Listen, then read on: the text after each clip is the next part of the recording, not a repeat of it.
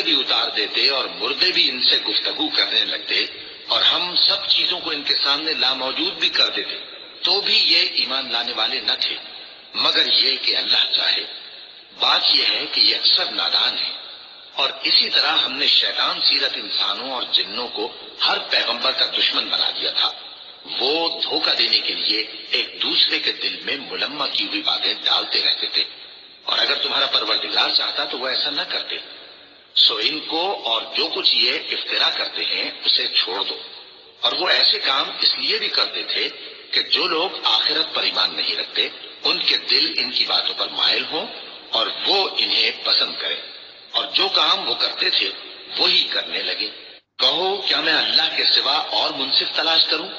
حالانکہ اس نے تمہاری طرف صاف مضامین والی کتاب بھیجی ہے، اور جن لوگوں کو ہم نے کتاب یعنی تورات دی ہے وہ جانتے ہیں کہ یہ تمہارے پروردگار کی طرف سے برحق نازل ہوئی ہے۔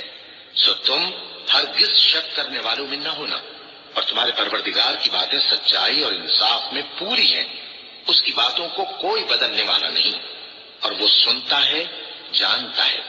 اور اکثر لوگ جو زمین پر آباد ہیں گمراہ ہیں، اگر تم ان کا کہا مان لو گے تو وہ تمہیں اللہ کا رستہ بھلا دیں گے۔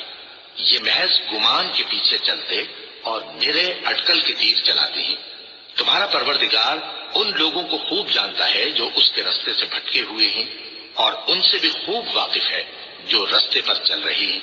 سو جس چیز پر ذبح کے وقت اللہ کا نام لیا جائے، اگر تم اس کی آیتوں پر ایمان رکھتے ہو تو اسے کھا لیا کرو۔ اور سبب کیا ہے کہ جس چیز پر اللہ کا نام لیا جائے تم اسے نہ کھاؤ؟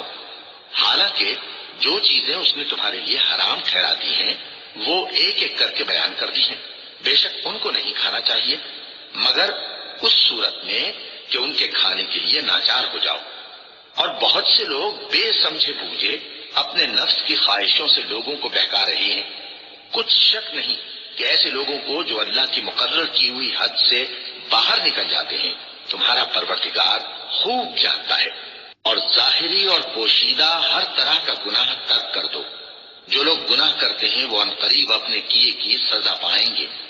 اور جس چیز پر اللہ کا نام نہ لیا جائے اسے مت کھاؤ کہ اس کا کھانا گناہ ہے۔ اور شیطان لوگ اپنے رفیقوں کے دلوں میں یہ بات ڈالتے ہیں کہ تم سے جھگڑا کریں، اور اگر تم لوگ ان کے کہے پر چلے تو بے شک تم بھی مشرک ہوئے۔ یہ سورہ الانعام کی 111 نمبر سے 121 نمبر آیت تک یہ بیان آپ کے سامنے آیا ہے۔ دیکھیں کتنا واضح قرآن کا ایک مضمون ہے جو سمجھ میں آنے والا ہے، اور مالک نے یہ بتا دیا کہ دیکھو اگر مردے بھی ان سے کلام کرنا شروع ہو جائیں، پہاڑ چلنا شروع ہو جائیں، تب بھی انہوں نے نہیں ماننا ہے۔ اور یہ چونکہ چھوٹ کا ایک منصوبہ ہے اور اللہ تعالیٰ نے یہ امتحان لیا ہے انسانیت سے، اور یہ ٹیسٹنگ پیریڈ ہے دنیا، اور اگر اللہ نہ چاہتا تو یہ نہ کرتے، لیکن چونکہ اللہ نے چھوٹ دی ہوئی ہے، ڈھیل دی ہوئی ہے، تو ان کو کرنے کا موقع ملا ہے۔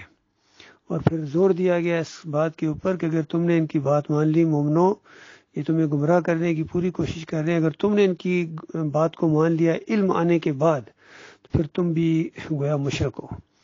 تو یہ اصل میں باتیں ہیں۔ اور پھر دیکھیے حرام چیز اگر انتہائی ایسی حالت میں جس طرح جان کے اوپر بن پڑے تو اس وقت اس کے چند لقمے لے لینا تو اس کی اتنی اجازت ہے، لیکن عام روٹین میں وہ چیز نہیں ہے۔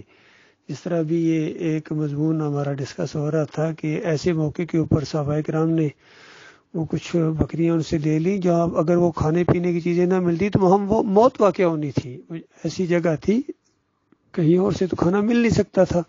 تو ایسی حالت میں اللہ تعالیٰ نے اپنی طرف سے اس میں وہ رزق کا انتظام کیا۔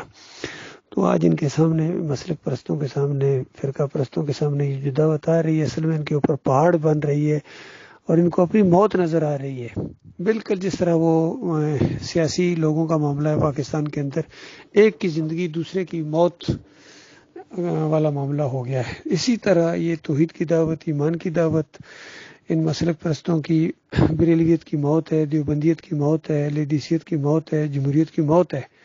اسی وجہ سے جس کے اوپر چوٹ پڑ رہی ہے وہ پریشان ہو گئے ہیں کہ اب ان کی بساک لپیٹنے کا وقت آ گیا ہے۔ اب یہ سارے کفر و شرک کے جو دائی گزرے ہیں ان کی بھی خبر دی گئی ہے کہ یہ بے ایمان گزرے ہیں، یہ طاغوت گزرے ہیں، چاہے تمہارے سروں کے تاج ہوں لیکن اللہ کی بارگاہ سے راندے ہیں، اور چاہے یہ موجودہ جتنے مسلک ہوں یہ پیٹ ان کا دین کے ساتھ لگا ہوا ہے، یہ دکاندار ہیں، یہ دیندار نہیں ہیں، یہ بات کھلتی جا رہی ہے، یہ دعوت اٹھ پڑی ہے، اس وجہ سے یہ بہت زیادہ ایکٹیو ہو گئے مولوی لوگ اور مسلک پرست لوگ خاص کر۔